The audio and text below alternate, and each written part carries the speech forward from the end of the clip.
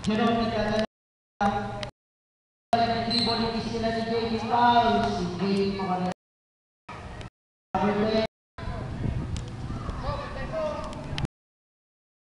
Nasa kay Esther Bispan. 3-point basket. JD, pinasa kay JD. Kumalaksak na naman. 3 points ulit, sabi ng referee. Ang oras po natin ay 3 minutes and 30 seconds.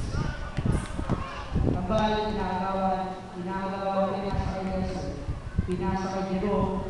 Pinasa kay Jerome. Tahil, isa ng 3. Wala na po ni JD.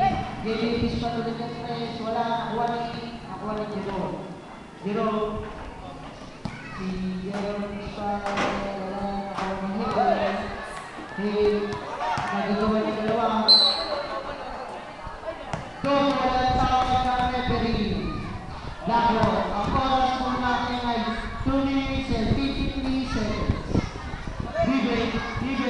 Bibe, sunaksa, hindi pala.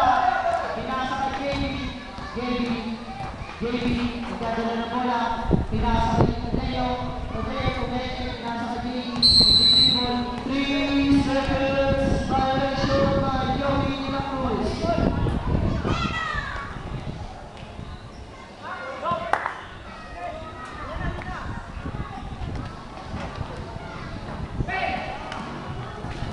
Next nila, nakuha ng Joey. Sumalaksak. Nice Bibe. Ang lakas si Bibe. Si Kelly nagdadala pa rin ng bola. Sumalaksak. 3 points.